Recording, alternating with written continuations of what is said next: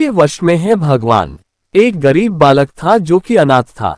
एक दिन वो बालक एक संत के आश्रम में आया और बोला कि बाबा आप सबका ध्यान रखते हैं, मेरा इस दुनिया में कोई नहीं है, तो क्या मैं यहाँ आपके आश्रम में रह सकता हूँ। बालक की बात सुनकर संत बोले बेटा तेरा नाम क्या है। उस बालक ने कहा मेरा कोई नाम नहीं है। तब संत ने उस बालक का नाम रामदास रखा और बोले कि अब तुम यही आश्रम में रहना। रामदास वही रहने लगा और आश्रम के सारे काम भी करने लगा। उन संत की आयु 80 वर्ष की हो चुकी थी।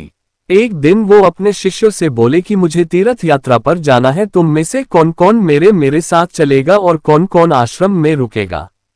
संत की बात सुनकर सारे शिष्य बोले कि हम आपके साथ चलेंगे, क्योंकि उनको पता था कि यहाँ आश्रम में रुकेंगे तो सारा काम करना पड़ेगा, इसलिए सभी बोले कि हम तो आपके साथ तीर्थ यात्रा पर चलेंगे।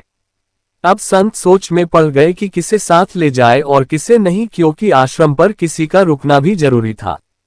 बालक रामदास संत के पास आया और बोला बाबा अगर आपको ठीक लगे तो मैं यही आश्रम पर रुक जाता हूँ। संत ने कहा ठीक है, पर तुझे काम करना पड़ेगा। आश्रम की साफ सफाई में भले ही कमी रह जाए पर ठाकुर जी की सेवा में कोई कमी मत रखना।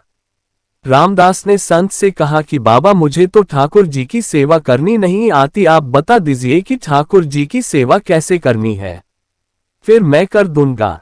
संत रामदास को अपने साथ मंदिर ले गए। वहां उस मंदिर में राम दरबार की झांकी थी। श्री राम जी, सीता जी, लक्ष्मण जी और हनुमान जी थे। संत ने बालक रामदास को ठाकुर जी की सेवा कैसे करनी है सब सिखा दिया। रामदास ने गुरु जी से कहा कि बाबा मेरा इनसे रिश्ता क्या होगा ये भी बता दो, क्योंकि अगर रिश्ता पता चल जाए तो सेवा करने में आनंद आएगा। उन संत ने बालक रामदास कहा कि तू कहता था ना कि मेरा कोई नहीं है, तो आज से ये राम जी और सीता जी तेरे माता पिता है। रामदास ने साथ में खड़े लक्ष्मण जी को देखकर कहा अच्छा बाबा, और ये जो पास में खड़े हैं वो कौन है। संत ने कहा ये तेरे चाचा जी है, और हनुमान जी के लिए कहा कि ये तेरे बड़े भैया है। रामदास सब समझ गया और फिर उनकी सेवा करने लगा। संत शिष्यों के साथ यात्रा पर चले गए। आज सेवा का पहला दिन था। रामदास ने सुबह उठकर स्नान किया और भिक्षा मांग कर लाया और फिर भोजन तैयार किया, फिर भगवान को भोग लगाने के लिए मंदिर आया। रामदास ने श्री राम, सीता, लक्ष्मण और हनुमान जी आगे एक एक थाली रख दी और बोला अब पहले आप खाओ फिर मैं भी खाऊंगा। रामदास को लगा कि सच में भगवान बैठकर खाएंगे, पर बहुत देर हो गई, रोटी तो वैसी की वैसी थी। तब बालक रामदास ने सोचा नया नया रिश्ता बना है तो शर्मा रहे होंगे। रामदास ने पर्दा लगा दिया, बाद में खोलकर देखा तब भी खाना वैसे का वैसा पड़ा था। अब तो रामदास रोने लगा कि मुझसे सेवा में कोई गलती हो गई, इसलिए खाना नहीं खा रहे हैं, और ये नहीं खाएंगे तो मैं भी नहीं खाऊंगा और मैं भूख से मर जाऊंगा, इसलिए मैं तो अब पहाड़ से कूदकर ही मर जाऊंगा। रामदास मरने के लिए निकल जाता है, तब भगवान राम जी हनुमान जी को कहते हैं हनुमान जाओ उस बालक को लेकर आओ और बालक से कहो कि हम खाना खाने के लिए तैयार हैं। हनुमान जी जाते हैं और रामदास कूदने ही वाला होता है कि हनुमान जी पीछे से पकड़ लेते हैं और बोलते हैं क्या कर रहे हो। रामदास कहता है आप कौन। हनुमान जी कहते हैं मैं तेरा भाई हूं, इतनी जल्दी भूल गए।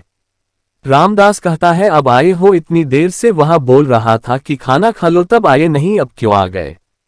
तब हनुमान जी बोले पिताश्री का आदेश है, अब हम सब साथ बैठकर खाना खाएंगे। फिर राम जी, सीता जी, लक्ष्मण जी, हनुमान जी साक्षात बैठकर भोजन करते हैं। इसी तरह रामदास रोज उनकी सेवा करता और भोजन करता।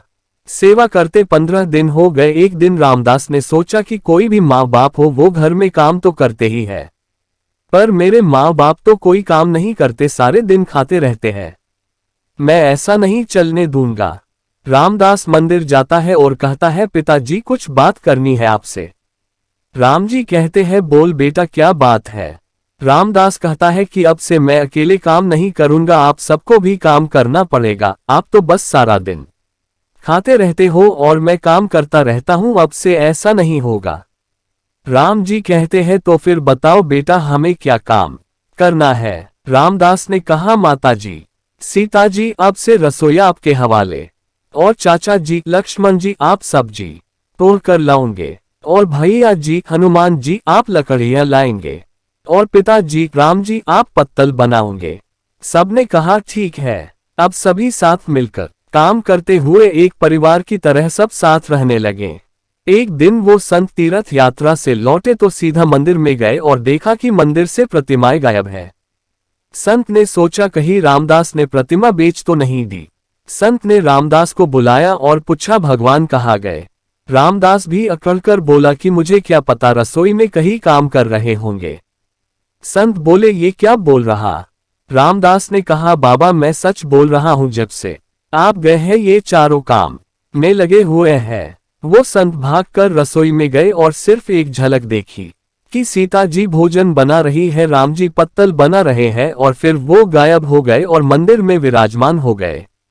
संत रामदास के पास गए और बोले आज तुमने मुझे मेरे ठाकुर जी का दर्शन कराया, तू धन्य है।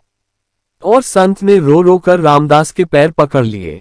भक्त मित्रों, कहने का अर्थ यही है कि ठाकुर जी तो आज भी तैयार है दर्शन देने के लिए, पर कोई रामदास जैसा भक्त भी तो होना चाहिए। राम जी हमारे बापू, सीता जी मेरी मैया है, लक्ष्मण जी है चाचा हमारे, हनुमान जी मेरे भैया हैं। सदैव प्रसन्न रहिए, जो प्राप्त है पर्याप्त है। बोलो जय श्री राम।